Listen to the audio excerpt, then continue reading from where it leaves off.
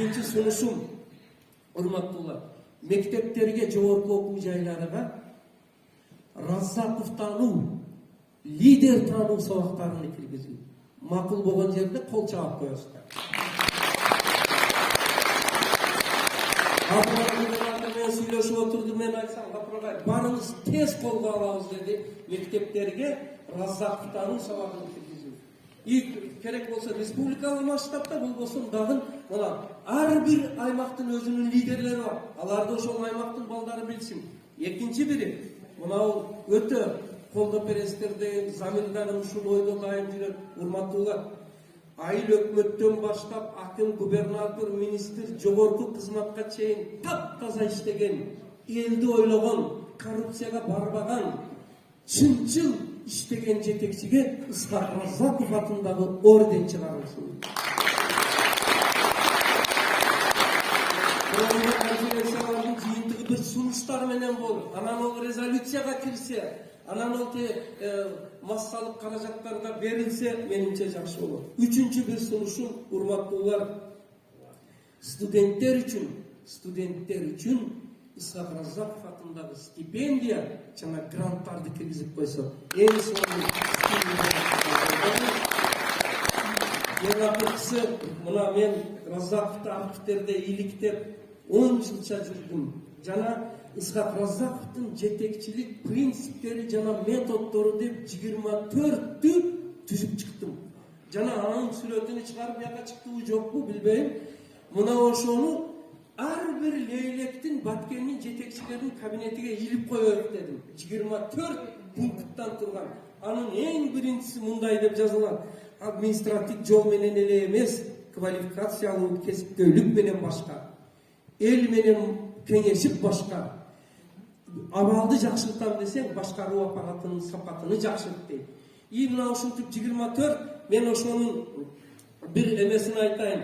Утурумдук күндөлүк иштери эле ийгиликтүү аткарып калбастан, өлкөнүн тармактын келечектеги өнүгүүсүн камсыз кылуучу улуу максат пландарды алдыга коюп, чечкиндүүлүк менен ишке ашыр деген Ош Бишкек жолу тоннели ошол улуу иш, ошол 100 жыл, 1000 жыл кала турган иш болуп эсептелет. Акырында, сөзүмдүн дагы акырында, анан Раззаковдон чыгарган корутундум мындай дептир: ай жетекчилер, бетеге кетет бел калат, бектер кетет эл калат. 4 күндүк амалга отурганыңа өзүңдөн кетип калба дегендей кулаккакты кылып коюп, мына сунушту айткан экен. Урматтуулар, ушул сунуштарды айтыштан илгери мен жалпы конференциянын катышуучуларынын атынан ушул жеткирсин.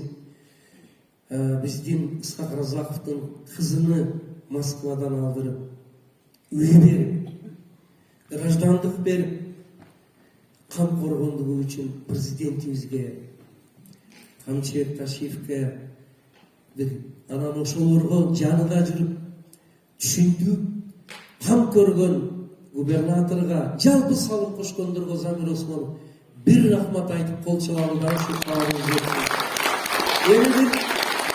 Бирөө бир жакшы иш кылса, ошону жакшы иш кылды деп айтсаң дагы, кээде өкүнүчтүү адамдар туура эмес түшүнүп калат экен. Келиңиздер, кошоматта кылбайлы, булгап карабайлы дагы, жакшы кылган ишини жакшы дейли, кемчилигини кемчилик дейли. Мына Каныбек Капашевич министр болуп турду. Мен мугалимдерге баатырлыкка чейин даражаны алып берем деди. 7 областта күйүп пишип иштеди. Бул иши үчүн рахмат айталы мына кишине. Эми баягы 4 сунушумду айтайын. Бая мамкатчы сүйлөп атып бир сөздү айтты. Шу бир үйдү бузбайын деп, боз үйүнү бузуп, душмандан чегинбеген адамдын легендасын айтып берди. Шунчалык турукту. Бул нар куржун китебиңиз тезирээк чыксын, бар болуңуз. Ошол нар куржундун ичиге кире турган 4 сөз бар. Шуну да айтайын, бир жакшылап алыңыз, сиз сөзгө маани берген адамсыз, урматтуу мамкатчыбыз.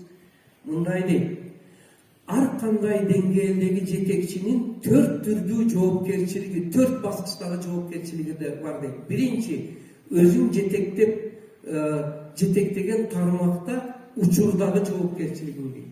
Azыр иштеп турасыңбы? Şu вакыттагы жоопкерчилигиң. Экинчиси, айыл өлкө эл алдындагы жоопкерчилигиң кызматтан кеткенден кийин. Şu иштегенден кийин ушундай болду деген жоопкерчиликти ойлосо эгер, эч качан жаман иштебейт да, уктабайт да. Үчүнчүсү, келечекте тарыхтын алдыдагы жоопкерчилигиң. Бул жетекчилерге кайрылып айтып атат.